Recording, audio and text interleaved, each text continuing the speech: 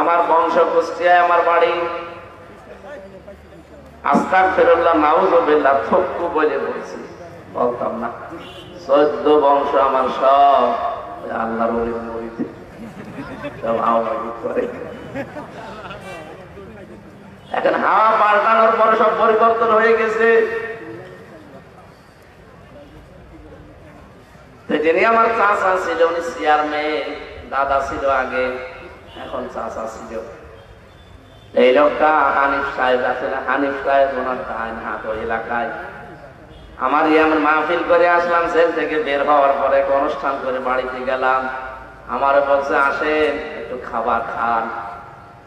চাচা ডাক দিয়েছে বাবা, আর আমি দুজনে গেলাম, খাবার খেয়েছি, এটা আবার খেয়ে পৌঁছে দিয়েছে ওনার কাছে।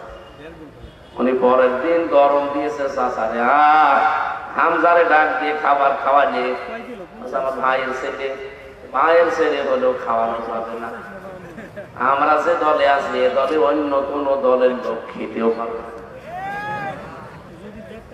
আমি ইঙ্গিত দিলাম, কত নিচে নেমেছিলে মানুষগুলো, আপনি টের পেয়েছেন? কিয়ামতের ময়দানে আল্লাহ যখন আপনার কাজ মাপবেন, গুরুত্বের ভিত্তিতে মাপতে গিয়ে এই কোরআনে আল্লাহ গুরুত্বপূর্ণ কাজ দিয়েছেন 500টা। কয়টা বলেন বলেন? আপনি কোরআন যারা পড়তে পারে দেখবেন শরীয়তের বিধান আছে এর ভেতরে 500। আপনি 499টা মানেন, কিন্তু একটা মানেন না, আপনার সওয়াব হবে কয়টা? নামাজের 12 ফরজ আদায় করলে একটা ফরজ আদায় না করলে যেমন পুরা নামাজ বাদ, একটা সওয়াব হয় না, 0 বা 0 হয়। এই দুনিয়াতে আমাদেরকে আল্লাহ 500টা ফরজ বিধান দিয়েছেন।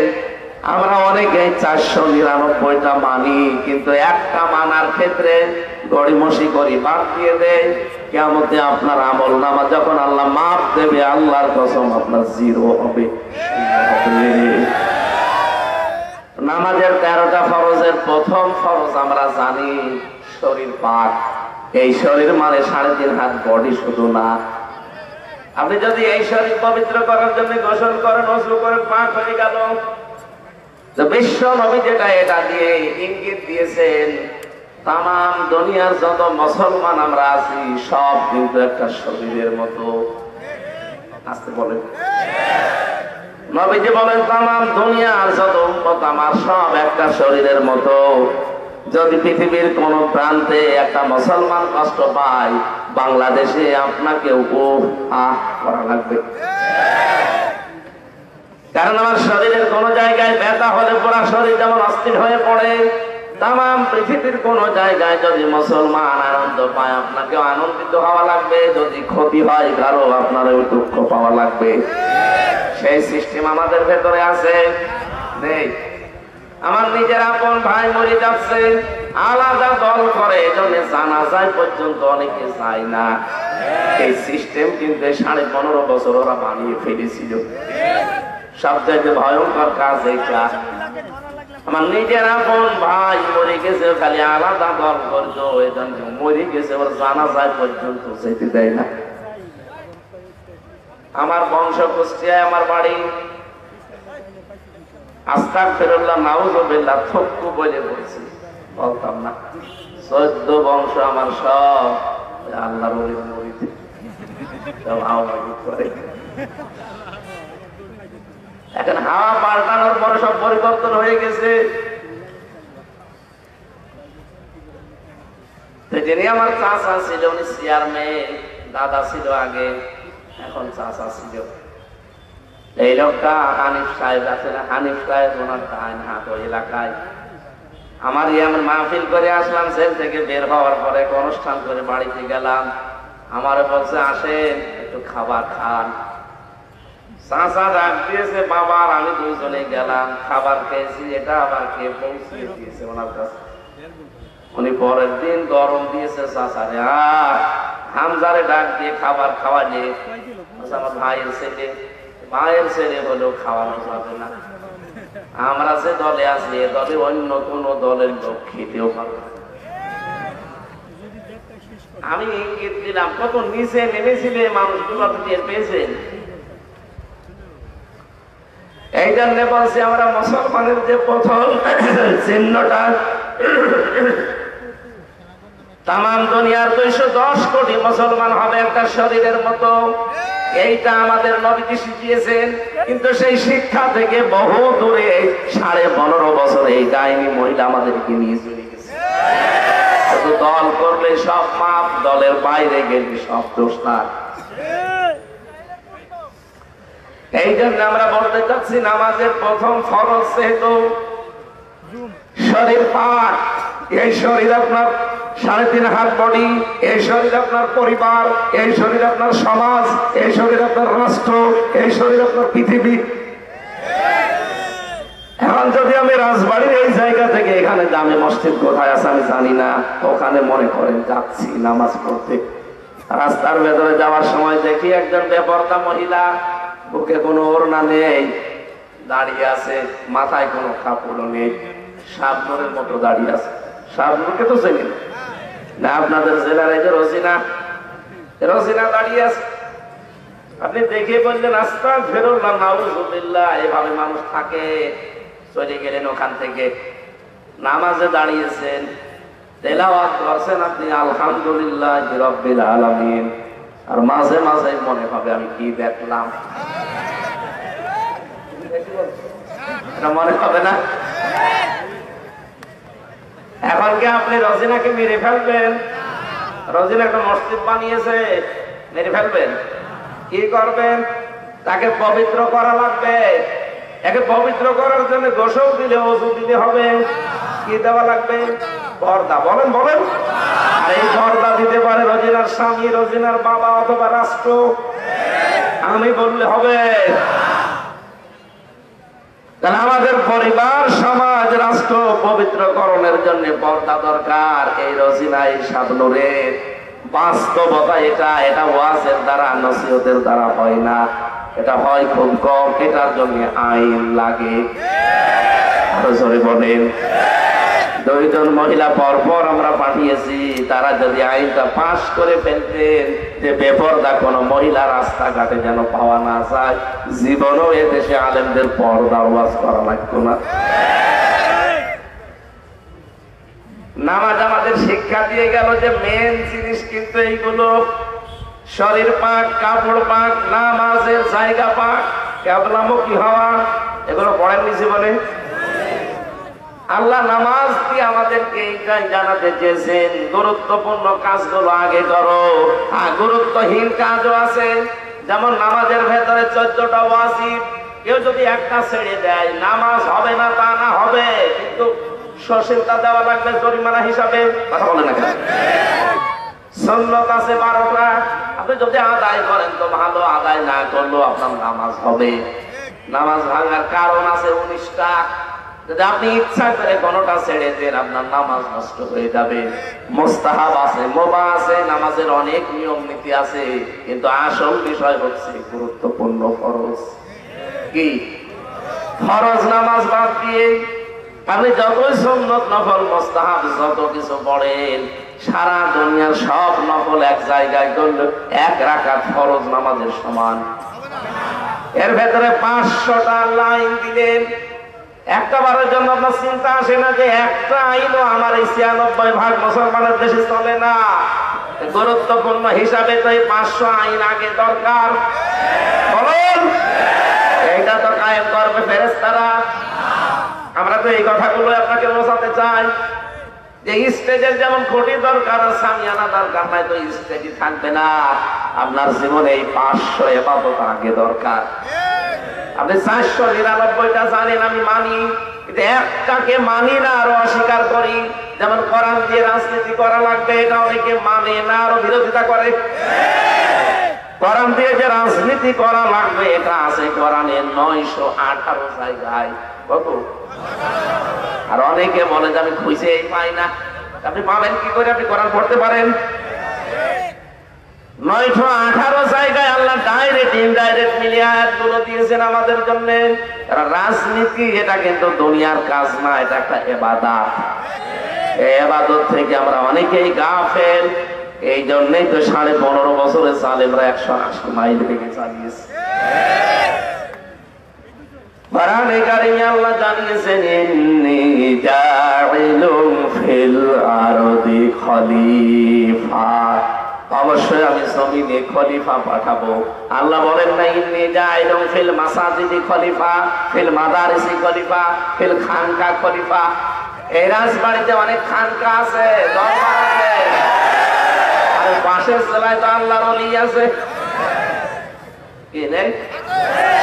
এই দেশে বহু খলিফা আমরা দেখি, খানকার খলিফা, এমনকি কাপড় চোপড় সেলাই করে সেও খলিফা, চুল কেটে দেয় সেও খলিফা। এখন বলছে না, আরে ভাই খলিফা কি খানকায় থাকার কথা, দরবারে থাকার কথা, খলিফা থাকার কথা জমিনে। এমনি জাইলুন ফিল ফিল, আল্লাহ কি ফিল খানকা বলতে পারতেন না? যে খানকার খলিফা হলে তো শেষ দায়িত্ব। আল্লাহ বলেন ফিল আরদি, জমিনে থাকা লাগবে খলিফাদের। আমরা যে আল্লাহর খলিফা এটা আমরা স্বীকার করি তো? বলেন বলেন, আমাদের থাকা লাগবে কোথায়? জমিনে। কোথায়? জমিনে। আজ আল্লাহর খলিফা গুলো নেই, এই জন্য জালেমরা এরকম ছাড় পেয়েছে। যদি আমরা জমিনে থাকতে পারতাম এত 80 মাইল বেগে চালাতে পারতো না। আমরা সব আছি খানকায়, মসজিদে, মাদ্রাসায়, দরবারে। জমিন ফাঁকা পেয়েছে, যা মনে লাগে জালেম তাই করে। এখন থেকে আর করবে না। এখন আমরা থাকবো কোথায়? খানকার যারা খলিফা আছেন, দরবারের খলিফা আছেন, সব আসেন জমিনে। জমিনে যদি আমরা থাকতে পারি আর এই 500 বিধান যদি সত্যি কায়েম করতে পারি এই দেশে, এটা একটা মিনি জান্নাত হয়ে যাবে। কথা বলেন, আমি কি মিজান এটা দিয়ে যেটা বোঝাতে চাই আপনি বুঝেছেন? কিয়ামতের দিন আপনাকে দাড়ি পাল্লায় 5 কেজি 10 কেজি নেকি তুলে দিয়ে মাপবে না, আপনার ওজন হবে গুরুত্বের ভিত্তিতে। দুনিয়ায় গুরুত্বপূর্ণ কাজগুলো আপনি আগে করেছেন কিনা এইটা আগে দেখবে আল্লাহ। গুরুত্বপূর্ণ কাজই তো এটার বিধান দুনিয়ায় কায়েম করা। এটার ভেতরে আপনি নেই, আপনি শুধু আছেন খানকায় বসে বসে ও ও। আপনি কিন্তু ধরা খেয়ে যাবেন। আমি হো হো করতে নিষেধ করছিলাম, ওটা গুরুত্বপূর্ণ না, ওটা আরো পরে। এই যে চেয়ার না থাকলে যেমন স্টেজ থাকবে, অসুবিধা নেই। আপনি জিকির করবেন, হো হো করবেন, ওটা পরে, আগে এটা কায়েম করার জন্য চেষ্টা করেন। আল্লাহ এই সহজ কথাটা বুঝে ফেলার এবং আমল করার তৌফিক আমাকে দান করেন, বলেন আমিন। দ্বিতীয় নম্বরে বিশ্বনবীকে আল্লাহ দেখিয়েছিলেন, শুধু মিজান দেখাননি, তাকে আল্লাহ দেখিয়েছে,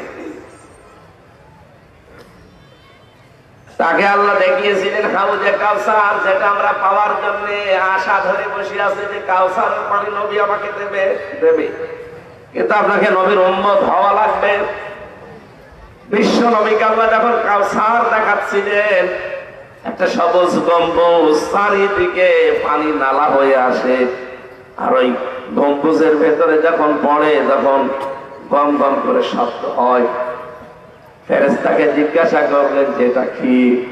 জিবরাইল বলে, হে নবী, এই সেই কাউসার, কিয়ামতের দিন যে 1 গ্লাস পান করতে পারবে জান্নাতে যাওয়ার আগে আর পিপাসা তার লাগবে না। নবীজি বলেন, এটা পাবে কারা? ফেরেশতা বলে, আপনি তাকান, চারিদিকে লেখা আছে কি? চারিদিকে ঘুরে দেখলেন বিসমিল্লাহির রহমানির রহিম, এই শব্দটা লেখা। ফেরেশতা বলে, হে নবী, দুনিয়াতে যারা সব কাজে বিসমিল্লাহর আমল করে, আল্লাহ কিয়ামতে তাদেরকে হাউজে কাউসারের পানি দান করবেন। নবীজি দুনিয়াতে এসে যে কোনো কাজ হাত দেওয়ার আগে বিসমিল্লাহ বলতেন।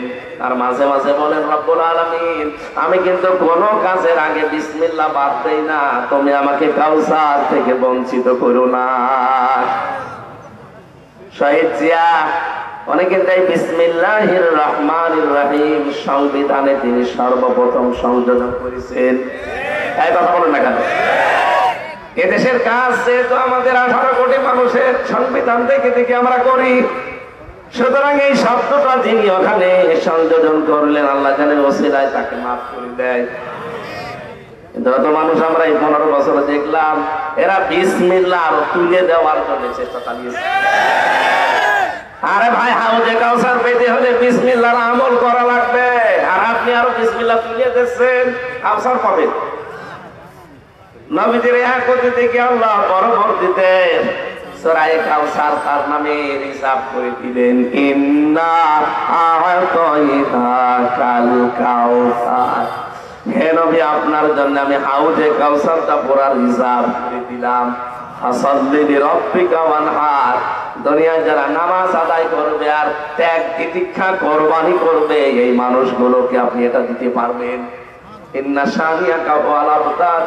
পৃথিবীতে যারা আপনার শত্রু, তাদেরকে আমি আল্লাহ নির্বংশ করে ছাড়বো। বলেন আমিন।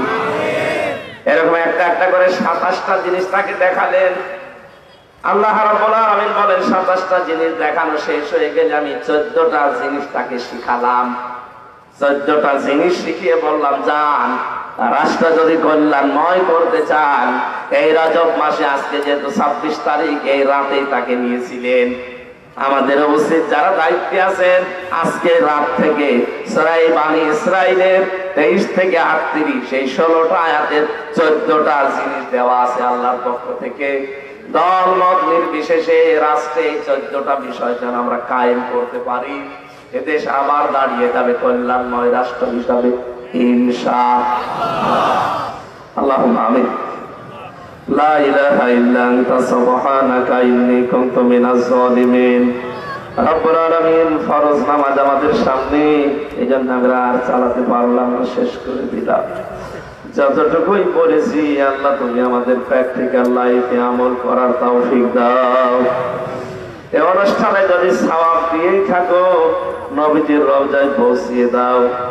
যত মানুষ এলাকার মাটির নিচে ঘুমিয়ে আছে, মেহেরবানি করে তাদেরকে তুমি ক্ষমা করে দাও। আমি যেটা বোঝাতে চেয়েছি, আমি আশা করছি সবাই আমরা কম বেশি এটা বুঝে ফেলেছি। জীবনের গুরুত্বপূর্ণ কাজগুলো তুমি আগে করার তৌফিক দাও। গুরুত্বহীন যেগুলো, কম গুরুত্বপূর্ণ, ওগুলো আমরা পরে যেন করি। 500টা বিধান তুমি দিয়েছো, 500টাই আমাদের প্র্যাকটিক্যাল লাইফে সেট করে দাও। যারা এই মাহফিলের আয়োজন করতে গিয়ে এই সুন্দর বাগান সাজিয়েছে, এই মানুষগুলোকে কবুল করো। সম্মানিত সভাপতি জনাব অ্যাডভোকেট নুরুল ইসলাম, তোমার এই গোলামের জীবনের ভালো ভালো কাজগুলো কবুল করে নাও। প্রধান অতিথি জনাব আলী নেওয়াজ মাহমুদ খয়ম ভাইকে কবুল করো। তার মা বাবাকে মাফ করে দাও। তার মা বাবাকে মেহেরবানি করে তুমি কবরে জান্নাতুল ফেরদাউস দাও। যত অতিথি এখানে এসেছে, অতিথিদেরকে তুমি ওমরের মতো বানিয়ে দাও। মা বোনদের জন্য আলাদা করে কিছু বলার সময় পেলাম না। মা বোনদেরকে খাদিজার মতো, আয়েশার মতো বানিয়ে দাও। আল্লাহ তাআলা আগামীতে সময় নিয়ে, সুযোগ নিয়ে কোরআনের কথাগুলো আরো ব্যাখ্যা করে বলার তৌফিক আমাদেরকে দিও। মাহফিলে যারা আলোচনা রাখলেন, মাওলানা মহিউদ্দিন, মাওলানা সৈয়দ আহমেদ সহ যত আলেম এসেছে, আলেমদেরকে মঞ্জুর করো। মাওলানা হাসানুজ্জামান এসেছে সেই চুয়াডাঙ্গা উথলি থেকে, জিহাদ এসেছে, যত মানুষ দূর দূরান্ত থেকে আমরা আসলাম, আমাদেরকে মাফ করে দাও। বারাকাল্লাহু লানা ওয়া লাকুম ফিল কোরআনিল আযীম। প্রশাসনের যে ভাইগুলো আজকে দায়িত্ব পালন করলো, আল্লাহ তাদের দায়িত্বটা ইবাদত হিসাবে মেনে নাও।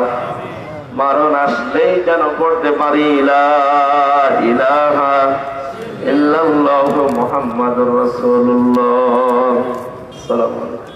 আশপাশে মসজিদে আমার জেলখানায় লিখিত বই ছিল কিছু, আমি নারীদের জন্য লিখেছিলাম, মেয়েদেরকে নিয়ে। এই যে এই গাড়িতে আছে, আমি 2-3 মিনিট আছি।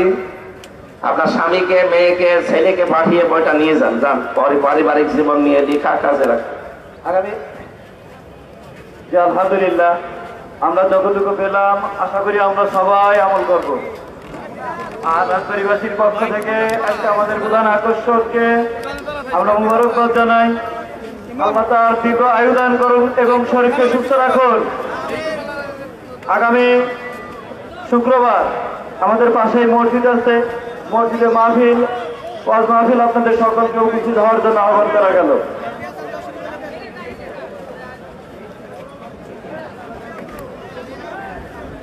প্রধান অতিথি হিসেবে আছেন মেহেদী হাসান যশোরী। আপনারা সবাই আসবেন আগামী শুক্রবার। আপনারা সবাই শৃঙ্খলার সাথে যাবেন। আমাদের প্রিয় পর্দার গাড়িতে আমাদের মা বোনদের জন্য কিছু বই লেখা আছে। যারা বই নেওয়ার তারা সংগ্রহ করে নেবেন।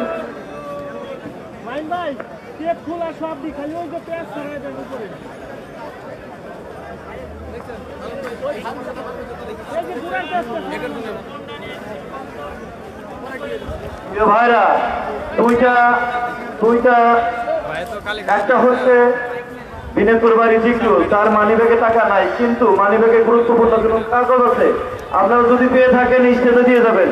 আর একটা হচ্ছে আমাদের স্বেচ্ছাসেবী ভাই সোহাগ ভাই, ওনার পকেট থেকে হয়তো মোবাইল পড়ে গেছে, যদি কোনো ভাই পেয়ে থাকেন আমাদের স্টেজে দিয়ে যাবেন। আশা করি এই কোরআনের মাহফিল থেকে কেউ কারো প্রতি বেইনসাফ করবেন না, দয়া করে দিয়ে যাবেন।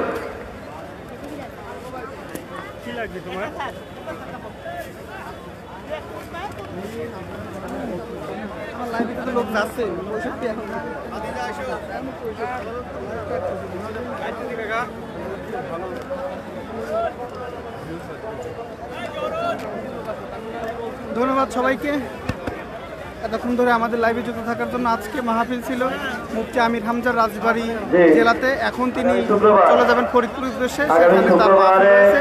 সবাইকে ধন্যবাদ।